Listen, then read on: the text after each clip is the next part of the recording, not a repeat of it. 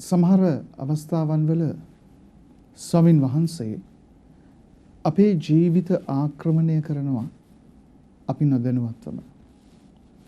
මොකද උන්වහන්සේට අපිව ඕන වුණාම උන්වහන්සේ ළඟට ගන්නට, උන්වහන්සේගේ සේවයට ගන්නට, උන්වහන්සේව අන් අයට අපි තුලින් කියාපාන්නට අවස්ථාවක් උන්වහන්සේ ගන්න හැම මොහොතකම උන්වහන්සේ පුද්ගලයන්ව කැඳවනවා. හරියට ශුද්ධ පෞලතුමාව උන්වහන්සේ කැඳෙවුවා වගේ. අපි දන්නවා සාවුල් පෞල උනේ කොහොමද කියලා උන්වහන්සේගේ ප්‍රබල මැදහත්කම තුළ.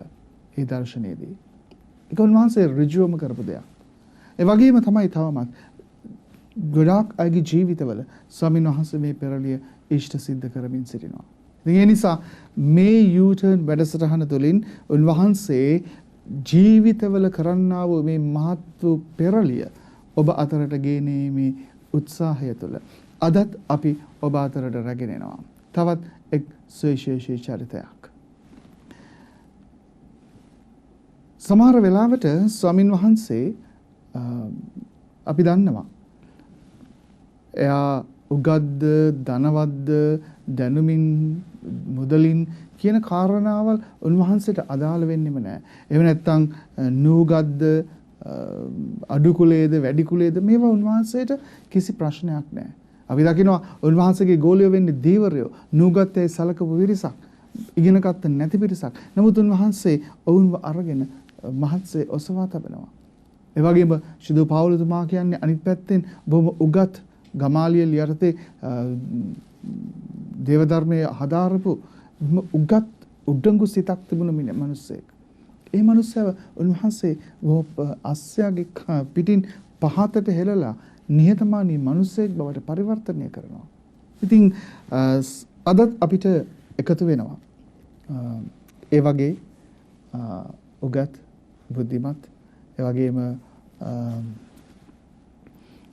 සමාජයට යම් සේවාවක් කරන ලොකු මෙහෙවරක් කරන පුද්ගලෙක්. ඔහු නමින් රජීවන්. එයා වෛද්‍යවරයෙක්. ඉතින් මේ වෛද්‍යවරයාගේ ජීවිතේ තමන්ගේ මේ උගත්කම සමහර විට ඔහුට තිබුණා වූ ඒත් එක්කම ගොඩනැගුණු දේවල් එක්ක ඔහුගේ ජීවිතයේ ස්වාමීන් වහන්සේ ඔහුට ළඟා වුණු අවස්ථාව, ඔහුට කතා කරපු අවස්ථාව, ඔහුගේ ජීවිතයේ මේ පෙරළිය ඇති කරපු අවස්ථාව අපි ඔහුගෙන්ම විමසලා දැනගනිමු. ජෙස්බීටයි රජීවන්. Praise the Lord. රජීවන් ආගේ ජීවිතයේ මුල් සජීවන් ආගේ ජීවිතයේ මුල් කාලය ගැන මට පොඩ්ඩක් කියනවා නම් සජීවන්. එතන ෆාදර් මම කතෝලික ෆැමිලි එකෙන් පොඩි කාලේ ඉඳලාම කතෝලික ෆැමිලි එකෙන් I'm from වවුනියා ෆාදර් වවුනියා වලින් මං අපේ ෆැමිලි වලින් ෆාදර්ස්ලා හිටියා මාමලා ෆාදර්ස්ලා පොඩි කාලේ ඉඳලා altar server එකේ ඉඳලා youths එකේ ඉඳලා පල්ලියත් එක්ක හරි කිට්ටු සම්බන්ධයක් තිබුණා ෆාදර්.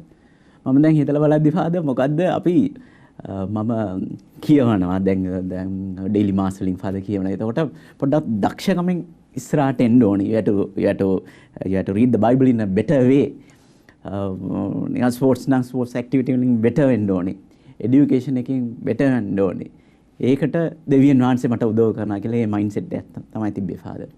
එමෙ ඉඳලා ෆාදර් ඊට පස්සේ මම පියරාදෙණිය විශ්වවිද්‍යාලයෙන් මගේ ඩෙන්ටල් ස්ටඩීස් මම ඉවර කළා ෆාදර්. ඊට පස්සේ මම මැරි කරලා දැන් සෙටල් වෙලා ඉන්නේ වෙල්ලවත්ත ෆාදර් සෙන් ලොරන්ස් පල්ලියට අයිති.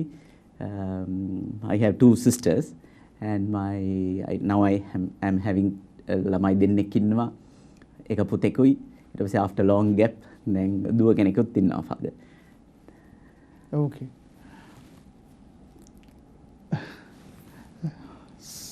සජීවන් ගේ ජීවිතේ ඔබ කතා කරනකොට ඔබට දැනෙන්නට ඇති ඔහු වවුනියාවෙන් ඒ නිසා දමිළ නමුත් සිංහල භාෂාව බොහොම දක්ෂ ලෙස හසුරවනවා. ඔහුගේ ජීවිතේ ඔහුගේ මේ මුල් කාලය තුල ඔහු ලස්සන දෙයක් කිව්වා වහගෙන හිටියනම් ඔහු කිව්වා මේ දෙවියන් වහන්සේ උදව් කරන්නේ for me to be better. කියන්නේ මට හොඳ වෙන්න ඕනේ මොන විදිහටද? අපි හිතන විදිහට මොන විදිහටද ඔහුගේ හිතේ තිබුණානේ හොඳ වෙන්න ඕනේ කොහොමද? අධ්‍යාපනයෙන් හොඳ වෙන්න ඕන, වෘත්තියෙන් හොඳ වෙන්න ඕන, ව්‍යාන වාහන වතු පිටියේ තිබිලා හොඳ වෙන්න ඕන. මේ ගොඩක් වෙලාවට අපි හොඳ වෙන්න ඕන කියන කාරණාව, මේ හොඳ කියන කාරණාව අපි හොඳින් ඉන්නවා කියලා කියන්නේ සල්ලිය භාගෙ තිබිලා දුකක් නැතුව, කරදරයක් නැතුව, ප්‍රශ්නයක් නැතුව යාන වාහනත් එක්ක බොහොම සැපසේ ජීවත් වීම තමයි අපි හොඳ කියලා අර්ථකථනය කරන්නේ. එතකොට මේ සජීවන් පුංචි කාලේ ඉඳලා ස්වාමින් වහන්සේට යාඥා කරනවා, දෙවියන් වහන්සේට යාඥා කරනවා යම් කිසි විදිහකට හොඳ වෙන්න ඕන. like විභාග වලින් පාස් වෙන්න, තමන්ගේ අධ්‍යාපනයෙන් ඉස්සරහට යන්න, තමන්ගේ වෘත්තියෙන් ඉස්සරහට යන්න. ඉතින් මේක අපි හැමෝම කරන දෙයක් ප්‍රමාණයෙන්. නමුත් මේක විතරක්ම මදි කියලා සමහර වෙලාවට අපිට දැනෙන්නේ නැති තරමටම අපි ඒ තුළ බැහැවෙලා. ඒ නිසාම තමයි අපේ යාඥාවන් හරිම මේ ස්වාමින් වහන්සේට දීර්ඝ ලිස්ට් වගේ මම හිතනවා. ඇයි අර කෝනා මේ කෝනා ඒ කෝනා ඒ කරලා දෙන්න, මේක කරලා දෙන්න, වීසා එක හදලා දෙන්න, අර කරලා දෙන්න, මේක කරලා දෙන්න, මේ හොඳින් ඉන්න. නමුත් ඒක නෙමෙයි ස්වාමින් වහන්සේ බලාපොරොත්තු වෙන්නේ. ඊට වඩා වෙනස් දෙයක්. ඉතින් සජීවන් අපි වගේම ඔබ වගේම මේ මුල් කාලයේදී ජීවිතේ බලාපොරොත්තු තියාගෙන ඉස්සරහට ඇවිල්ලා දැන් මේ වෙනකොට ඔහු වෛද්‍යවරයෙක් බවට පත් වෙලා ඉන්නවා. ඕකේ රජීවන් ඔයාගේ ජීවිතේ මේ මුල් කාලේ දැන් ඔයා කිව්වා මූලික අධ්‍යාපනයෙන් පස්සේ ඔයා වෛද්‍ය වෘත්තියත් එක්කම ඔයාගේ ජීවිත රටාවේ වෙනසක් වුණා කියලා අපට කිව්වා. ඊට පස්සේ ෆාදර් මම මේ ඩෙන්ටල් ඩොක්ටර් කෙනෙක් ෆාදර්. ඊට පස්සේ මම මගේ ප්‍රයිවට් ක්ලිනික් එක පටන් අරන් වුණේ. පටන් අරගෙන ෆාදර් ඊට පස්සේ කොළඹ බ්‍රාන්ච් එකකුත් පටන් අරන් ඊට පස්සේ ජෙෆ්නා වලින් උත් පටන් ගන්න father at the first 10 years of my career එකේ ෆාදර් මුල් අවුරුදු 10ම ෆාදර් comparing so many මගේ අනිත් මගේ බැච් එකේ ඉන්න තව ඩොක්ටර්ස්ලාට වඩා මම හරි සක්සස් රේට් එකේ හරි උසස් මට්ටමින් හිටියේ ෆාදර්. ඒ වෙනකොට ආට ක්ලිනික්ස් කීයක් තිබුණාද? 3ක් තිබ්බා ෆාදර්. ක්ලිනික්ස් 3ක් තිබුණා. all over the country. එකක් ලංකා, එකක් මේ කොළඹ, අනිත් එක වවුනියාවේ, අනිත් එක යාපනයේ. එතකොට ඒවක් කෙරුවේ එතකොට ෆාදර් මේ ඩොක්ටර්ස්ලා 10 දෙනෙක් විතර මගේ යටින් වැඩ කරා ෆාදර්. ස්ටාෆ්ස්ලා 25ක් විතර වැඩ කරා ෆාදර්. මම සල්ලි වලට මේ කොළඹ ගෙයක් ගත්තා ෆාදර්. comparing so අනිත් මගේ බැච් ඩොක්ටර්ස්ලාට වඩා මම හරි උසස් මට්ටමේ තිබ්බා. I thought father within myself father මගේ ඇතුලේ මම තිබ්බා father මම හරි successful. God was හරි මට God හරියට help කරා කියලා father. එකම එකක් තමයි father මම ඉරිදා පූජා වලට යනවා මිස් වෙන්නේ නැහැ. මොකද නැත්තම් අර blessing එක නැති වෙනවා කියලා පොඩි බයකුත් තිබ්බා father. එතකොට father ඒ වුණාට father ඒක තිබ්බට මම ඇත්තටම කියන්න පුළුවන් නිකන් අර දවල් වෙලාවේ මම හොඳ ඩොක්ටර් කෙනෙක්. මම patientsලා බලවන්නවා සල්ලි හම්බ කරගන්නත් බෑ father. ඒ වුණාට father ඊට පස්සේ මට අර ego personality එකක් ඇතුලේ මන් තිබ්බා father. නිකන් මම I would like to treat the rich patients ලා father. නිකන් rich clients ලා තමයි මට එන්න ඕනේ කියලා මට senior තිබ්බා father. තවත් පොඩ්ඩක් පෝසත් වෙන්න ඕනේ තියලා තිබ්බා father. ඒ වගේ ඊට පස්සේ ඒ වගේ යාළුන් සිට හදාගත්තා father. nights clubs යනවා, ලොකු societies වලට යනවා father. big profile එකේ නිකන් ලොකෝ ඇත් එක්ක තමයි ගිල්ලත් බොන්නෙත් father. drinks වලට යනවා father. ඊට පස්සේ අර බැදලා father within 1 year I had මන්ට පුතෙකුත් හිටියා father. ඒ වුණාට මම අර family life එක ගැන father I didn't respect my wife also in such a way father. නිකන් මම rich and ඔයා නිකන් ඔයාගේ පාඩුවෙන් ඉන්න කියලා ඒ වගේ mindset එකක් තිබ්බේ father. ඒ වගේ පොඩ්ඩක් ලොකු වෙලාවෙම ඉන්නකොට father ඒකේම අවුරුදු 10ක් ගියා father. ඊට පස්සේ ඉද්දි තමයි father මට අර ඒ වුණාට මට පොඩි මගේ ඇතුලෙන් පොඩි පීස් එකක් තිබුණේ නැහැ, සාමියක් තිබුණේ නැහැ father. මොකද මිසින් එකක් තිබ්බා. ඒ දවස්වලින් මට මතකයි මගේ wife 2 times එම miscarriage වුණා. මිස්කරේජ් ඉද්දි මට ඇත්තට මාසෙ ඊළඟ තව බබෙක් හදන්න ගර්ල් කෙනෙකුත් ඕනේ කියලා හිතලා ඉද්දි ෆාදර් ඊට පස්සේ මම හිතුවා මෙයාට සනීප නැද්ද නැත්නම් මම හිතුවා මෙයාව ඩිවෝස් කරමු ඩිවෝස් කරලා තව ප්‍රොෆයිල් එකේ හොඳෙන් එක්කෙනෙක්ව බදිමු කියලාත් මගේ ඇතුලෙන් අයිඩියාස් තිබ්බා ෆාදර් ඒ වගේ ඉන්නකොට ෆාදර් මට අර මට පොඩ්ඩක් මැනේජ් කරගන්න දැන් මම ක්ලිනික්ස් තුනක් තිබ්බා කියලා පොඩ්ඩක් මැනේජ් කරගන්න පොඩ්ඩක් බර්ඩන් එකක් වගේ මට දැනුණා අර පීස්ෆුල් නැති ඒ කාලේ තමයි ෆාදර් මට දෙවියන් වහන්සේ මට හම්බුනේ. ඔව්. ගොඩක් වෙලාවට අපිට අපේ ජීවිතේ මේ දැන් ડોક્ટર සජීවන් අපිට කියනවා වගේ මේ එයාගේ ජීවිතේ මේ සැප පහසුව හොඳට තිබුණා. සල්ලි ගොඩක් හම්බ කරලා තිබුණා. ක්ලිනික් 3ක් වෛද්‍යවරුන් 10 දෙනෙක් Taman යටතේ වැඩ කරනවා. එතකොට මේ සියලු කාරණාවල් එක්ක බලපුවම සුඛෝපභෝගී ජීවිතයක් ගත කරනවා. නමුත් මේ සියලුම වත්කම් සැප සම්පත් දැනුම මේ සියලුම දේවල් අතර ඔහුගේ ජීවිතේ ලොකු හිස්තැනක් ඔහුට තියෙනවා. ප්‍රමාන්තේනි මේක අපි හැමෝගෙම ජීවිතවල අපිට දැනෙන දෙයක්. හේතුව එකම දේ අපි අවදි වෙන්නේ නැති එක. අපි ගොඩාක් වෙලාවට මේ වලට බැස්සම මේ වලේ වතුර ටික කුණු වෙලා කියලා අපේ වටේ තියෙන වතුර ඔක්කොම කුණු වෙලා කියලා අපිට සමහර වෙලාවට ගඳ එනවා. එහෙම කොච්චර වුණත් මේ වලෙන් ගොඩට එන්න අපිට උවමනාවක් නැහැ. ඒ ගඳටත් අපි හුරු වෙලා ඔහොම වලටම වෙලා ඉන්නවා. අපිට ගොඩාක් වෙලාවට අපේ ජීවිතවල එහෙම වෙලා තියෙනවා. මේ ડોક્ટર සජීවන්ගේ ජීවිතයේ තියෙනවා මේ dual personalities. ඒ කියන්නේ ද්විත්ව පෞරුෂයන් ඔහුගේ ජීවිතේ. ද්විත්ව පෞරුෂයන් කියලා කියන්නේ ඔහු දවල් කාලයේදී එක විදිහකට රාත්‍රී කාලයේදී තව විදිහකට ඉන්නවා. දවල් කාලයේදී ඔහු බොහොම හොඳ වෛද්‍යවරයෙක් හැමෝටම ආදරෙන් සලකන කතා බහ කරන හොඳට ඉන්න. අනිත් පැත්තෙන් රාත්‍රී කාලයේදී Taman ගෙදර ගියාම තරහින් කෑ ගහන, Tamanගේ වයිෆ්ට ගරු කරන්නේ නැතුව නයිට් ක්ලබ්ස් වලට යන නේ සමහර වෙලාවට ප්‍රිය සංഭാෂණ වලට ඉදිරිපත් වෙන මේ වගේ ජීවිතයක්. මේ කියන කතාව ડોක්ටර්ගේ ජීවිතේ විතරක් නෙමෙයි නේ. ડોક્ટર සජීවන්ගේ ජීවිතේ විතරක් නෙමෙයි. ඔබේ ජීවිතෙත් තියෙනවා. මගේ ජීවිතෙත් තියෙනවා. අපි ගොඩාක් වෙලාවට උත්සාහ කරනවා අපි චරිත දෙකක ජීවත් වෙන්න. සමාජයට එක චරිතයක්, ඒ වගේම ගෙදරට තවත් චරිතයක්. අපේ ජීවිතේ මේ යන මෙහෙම බෝට්ටු දෙකක කකුල තියාගෙන යන ගමන හරි අමාරුයි. චරිත දෙකක් ජීවත් කරන එක අවසානයේදී අපි විඩාවටපත් වෙනවා. අවසානයේදී අපි අසහනයටපත් වෙනවා. අපි අවසානයේදී වේදනාවන් තුල මියදෙන්නට පුළුවන් අවස්ථාවක්. ඉතින් මේ කියන කාරණාවල් අපි හරි ආකාරව අවබෝධ කරගෙන දැම්ම තියා මෙය අපි ඉවත් කරගන්නට අපේ ජීවිතයෙන් කටයුතු කළේ නැත්තම් ඇත්තටම අපේ ජීවිතේ හරිම භයංකර තත්වයකටපත් වෙන්නට පුළුවන්. එනිසා ડોક્ટર සජීවන්ගේ ජීවිතේ මේ යන ගමන මහා හෙම්බත් වෙච්ච ගමනක්. මේක මේ තුල ඇතිවෙන කලකිරීම, මේ තුල ඇතිවෙන අසහනයට මං මොනවා හරිම කරන්නට ඕනයි කියලා ඔහුට හිතෙන අවස්ථාවක්. ඒක ඔහුට විතරක් නෙමෙයි, ඔබටත් එහෙම කෙනෙක් නම් මේ දැන් ඔබටත් එහෙම හිතෙන්නට ඕන. කවදද මේක අවසන් කරන්නේ? අපි ඔහුගෙන් අහමු කොහොමද ඒක අවසන් කරගත්තේ කියලා.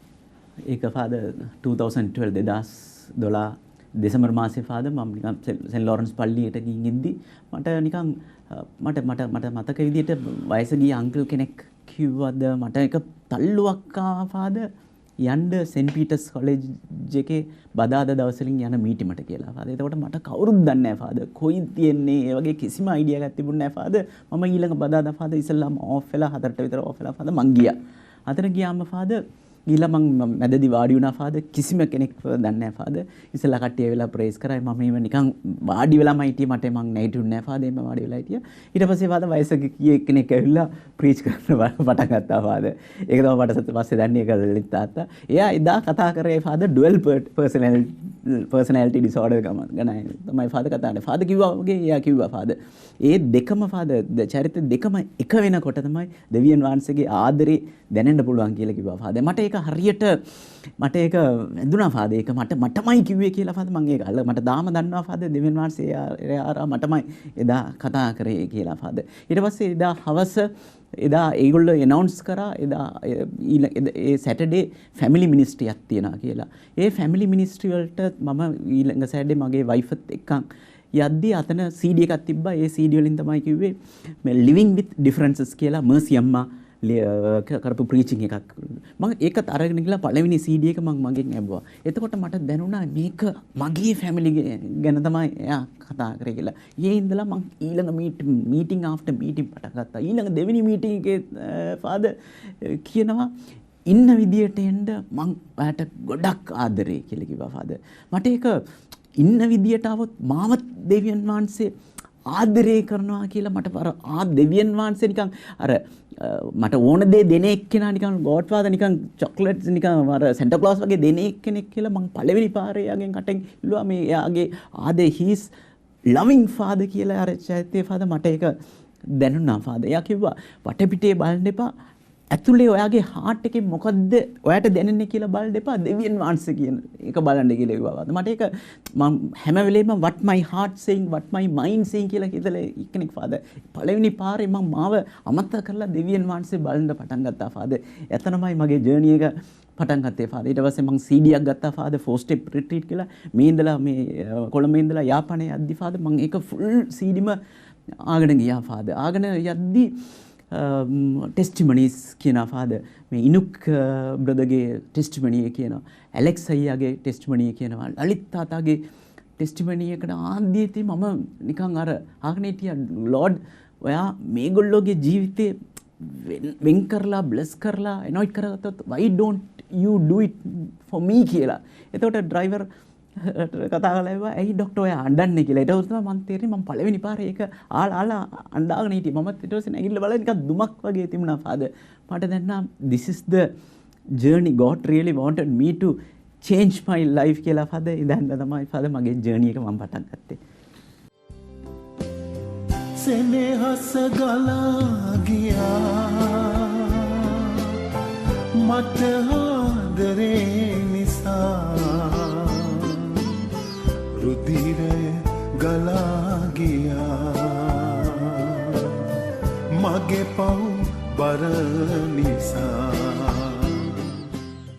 තමන්ගේ හදවතේ තියෙන කලකිරීම, තමන්ගේ හදවතේ තියෙන වේදනාව, තමන්ගේ හදවතේ තියෙන අසහනය දෙවියන් ළඟට අරගෙන යන මොහොතේම උන්වහන්සේ ඔබට මට කතා කරනවා ප්‍රේමන්තේ.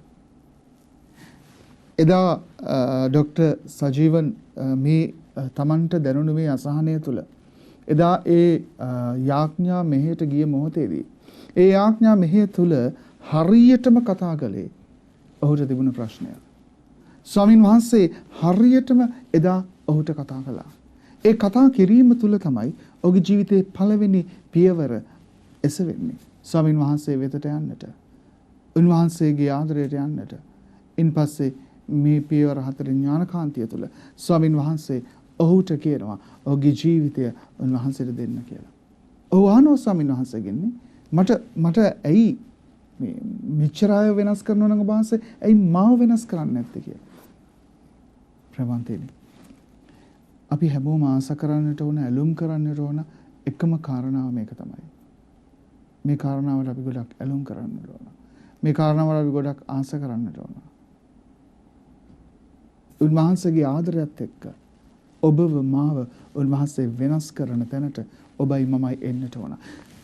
ડોક્ટર සජීවන්ගේ ජීවිතය තුළ බොහොම පැහැදිලිවම අපි ඒක දකිනවා. ඒ තැනට ඔහු එන්නේ උන්වහන්සේත් එක්ක මේ ගමන යන්නට. උන්වහන්සේ ඔහු වෙනස් කරනවා. ඔහු අඬනවා.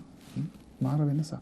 ස්වාමින් වහන්සේගේ ආදරය තුළ ප්‍රබන්තෙන්නේ. එතනින් එහාට ජීවිතය දෙවියන්ට බාරයි.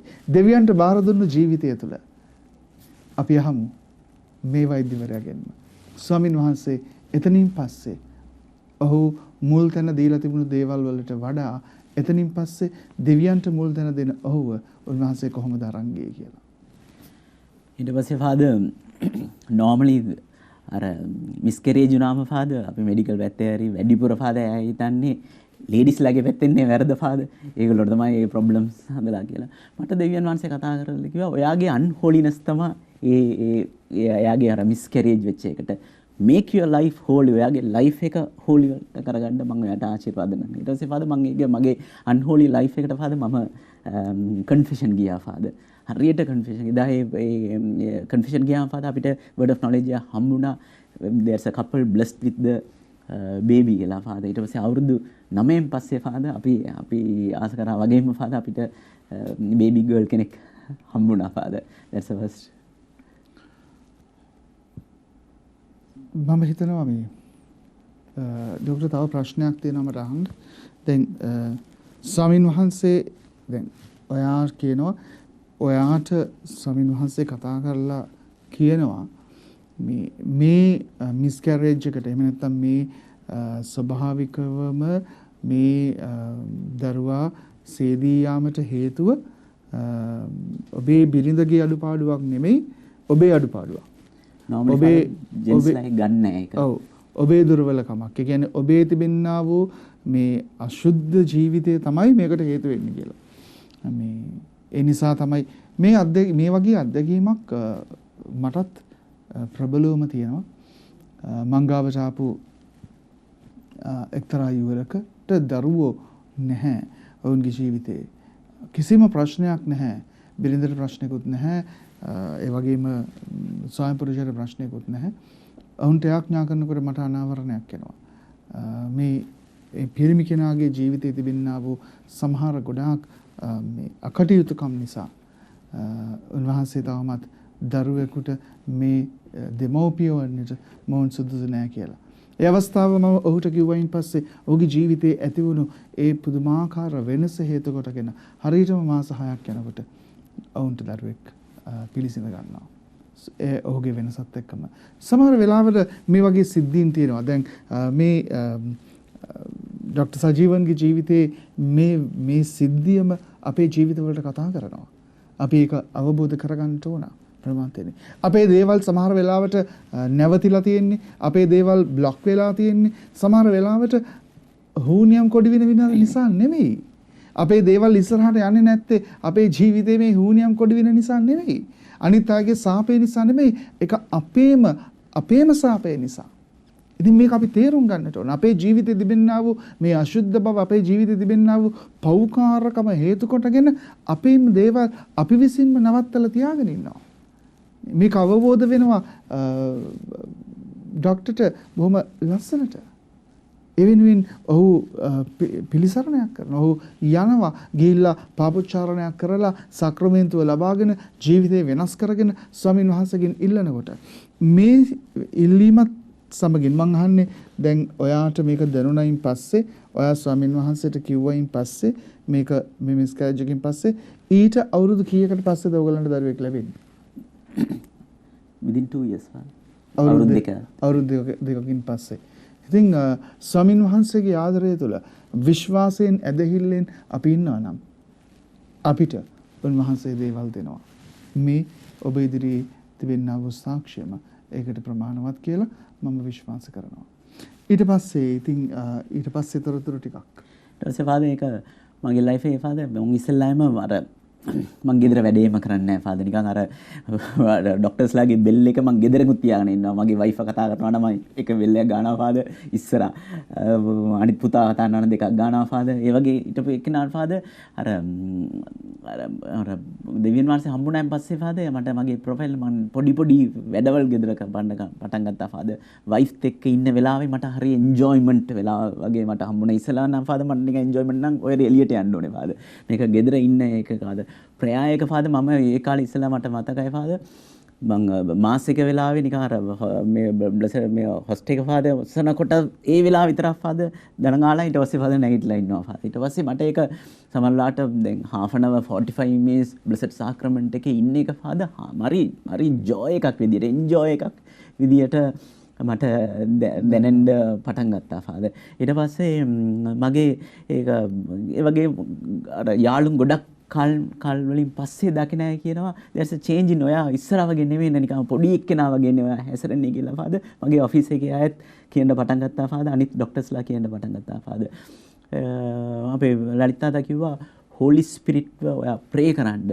එයා effortlessly ඒ වචනේ මට හරියට ගියා. effortlessly ඒවල ඔක්කොම බලාගෙන ඉඳලා කිව්වා වගේම ෆාදර් මම අර holy spirit ප්‍රයායකින් නගිනකොට ෆාදර් අර ප්‍රේ කරනකොට ෆාදර් අර මගේ අනිත් අර මගේ ක්ලිනික්ස් ඔක්කොම father human resource support mechanical support ඔක්කොම ෆාදර් හරි විදියට ඒක බැලන්ස් කරගෙනම යන්න පුළුවන් විදියට ෆාදර් අර විස්ඩම් එක මට හම්බුණා ෆාදර්. ලස්සනයි. මට හරි විදිහට දේවල් මම ස්වාමින් වහන්සේගේ ජීවිතේ දෙනකොට මට හරි විදිහට මේවා කරගෙන යන්නට ප්‍රඥාව ස්වාමින් වහන්සේ හම්බ වෙනවා. ප්‍රමාතේනි ප්‍රඥාව ඇති වෙන්නේ දේව ගරුබිය තුල කියලා අපිට සුපුවතේ බොහොම ලස්සනට සඳහන් වෙනවා. උපදේශකයේවත් සිරාක්පතේ අපිට කියනවා ප්‍රඥාවේ ආරම්භය තමයි දේව ගරුබිය.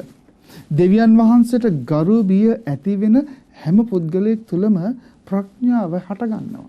ඒ ප්‍රඥාව තමයි උන්වහන්සේ තුළ අපිව ක්‍රියාත්මක කරවන්නට අපිට ආශිර්වාද කරන්නේ, අපිට හැකියාවක් දෙන්නේ, අපිට ශක්තියක් දෙන්නේ, අපිට බලයක් දෙන්නේ.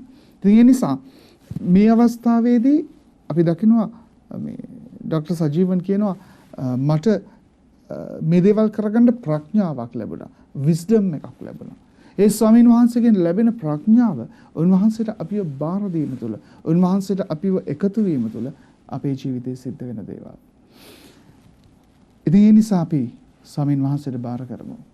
උන්වහන්සේගේ ප්‍රඥාව තුළ අපිව මෙහෙවන්නට. එතකොට අපි කළ යුත්තේ මොනවද? නොකළ යුත්තේ මොනවද කියලා අපිට උන්වහන්සේ අවබෝධ කරලා දෙයි. හොඳයි ડોક્ટર සජීවන්. ඔයාගේ ජීවිතේ මේ වගේ තවත් ස්වාමීන් වහන්සේව ප්‍රබලව අත්දැකීමින් දැන් මේ වෙනකොට ඔබ උන්වහන්සේ ඔබට දුන්නා වූ මේ අත්දැකීම තුළ ඔබේ පවුල තුළ වේවා මේ වෙනස අත්දැකීමින් ඔබ යන මේ ස්වාමීන් වහන්සේව කේන්ද්‍ර කරගත්, උන්වහන්සේව සෙන්ටර් කරගත් ඔබේ යන මේ ජීවිතය තුළ මේ ඔබට දැනෙන මේ සතුට ප්‍රීතිය තුළ ඔබව බලාගෙන ඉන්න ගොඩක් අය අද මේ ඔබට මොනවද කියන්නට පුළුවන් ඔවුන්ට ඔබේ මේ ගමනේ අත්දැකීමත් සමග? ඇත්තටම දෙවියන් වහන්සේට දෙවියන් වහන්සේ ළඟට කවුරුත් යන්න පුළුවන්. ඒක ප්‍රශ්නයක් නෑ. කොයි හරි මයින්ඩ්සෙට් එකේ ඉන්න විදියට අපි යන්න පුළුවන්. ගියාම ඊළඟ ස්ටෙප් එක ඊළඟ පියවර එයා ගන්නවා. he will take care of our life in such a way. එයා හරියට එයා බලාගෙන එයාට ගිහිල්ලා අපේ ඇත්ත දෙනකොට ෆාදර් එයා ඒක බැලන්ස් කරගෙන ජීවිතේ හරියට යන්න. මේක ડોක්ටර් කෙනෙක් වෙන්න ඕනේ මොනා පොඩි ලයිෆ් එකේ ඕන මට්ටමේ ඉන්න ඇට ගිහිල්ලා දෙවියන් වහන්සේත් එක්ක රිලේෂන්ෂිප් එක. ඊට පස්සේ ෆාදර් මං කිව්වේ නෑ ෆාදර් මම ඊට පස්සේ මට ඉන්විටේෂන් එකක් ඇවිල්ලා මං UK ගියා ෆාදර්. ගිහලා නිකන් පප්ස් එම ගොඩක් වලට මගේ යාළුවෝ එක්කන් ගියා ෆාදර්. මමට දැනුණා ෆාදර් දෙවියන් වහන්සේත් එක්ක ඉන්න එක අර ජොයි එක මේ ඩ්‍රින්ක්ස් වලට පප්ස් වලට නැති ජොයි එකක් අපි ලොස්ට් කරපු අර පීස් ජොයි හැපිනස් අපේ හිතවලට අපේ ලයිෆ් එකට එයා දෙනවා. එතකොට අපි අර බයිබලෙන් කිව්වා වගේ ෆාදර් ජූදේයා සමාරියා ෆාදර් තියන්නේ අපේ ජූදේයා තියෙන අපේ ෆැමිලිස් වලින් ෆාදර් ඒ ජොයි එක දැනෙන්න පුළුවන්. සමාරියා තියන්නේ අපේ ඔෆිස් එකේ අපේ පරිසරයක දැනෙන්න පුළුවන් ෆාදර්. එන්ඩ්ස් ඔෆ් ද තියෙන ෆාදර් කමියුනිටි එකේ පල්ලියේ ෆාදර් ඒ ජොයි එක අරගෙන ෆාදර් ෆුල් බැලන්ස් එක දෙවියන් වහන්සේ ඇතුලෙන් කරගන්න පුළුවන් තමයි ෆාදර් මම මේ වෙලාවේ කියන්නේ. හොඳයි. ඒ පණිවිඩයත් සමගින් ස්වාමීන් වහන්සේ තුළ මහත් දේවල් ඉමහත් දේවල් ජීවිතේ කරන්නට පුළුවන් වෙන අවස්ථාවක්. උන්වහන්සේට ජීවිතයේ අයිතිය දෙනකොට, උන්වහන්සේට ජීවිතේ පවරලා දෙනකොට, ඒ ජීවිතයේ අයිතිය තුළ උන්වහන්සේගෙන් ලද ප්‍රඥාව තුළ ජීවිතය අරගෙන යනකොට ඔව් කියනවා මහත් දේවල් කරන්නට පුළුවන්. කරන්නට බෑ කියලා හිතන හැම දෙයක්ම කරන්නට පුළුවන්. ප්‍රමාන්තේනි. ඒ අත්දැකීම හැමෝටම ලබන්නට බැරි වෙන්නට පුළුවන්. ඒත් අපිට උන්වහන්සේට ඉඩදීමේ අත්දැකීම ලබන්න පුළුවන්. එනිසා මේක ඔබට අවස්ථාවක්. ස්වාමීන් වහන්සේගේ ආදරය තුළ එකතු වෙන්නට. උන්වහන්සේ තුළ බලය, ශක්තිය අත්දකින්නට. ඉතින් අපිත් සමග එකතු වෙමින් මේ ඔබගේ නිහතමානී ලෙස ඔබේ ජීවිතයේ තිබුණු සමහර අතිශයින්ම පෞද්ගලික දේවල් අනාවරණය කරමින් ස්වාමීන් වහන්සේගේ මහිමය පිණිස මේ දරපු සාක්ෂිය වෙනුවෙන් අපි ඔබට බෙහෙවින් ස්තුතිවන්ත වෙනවා.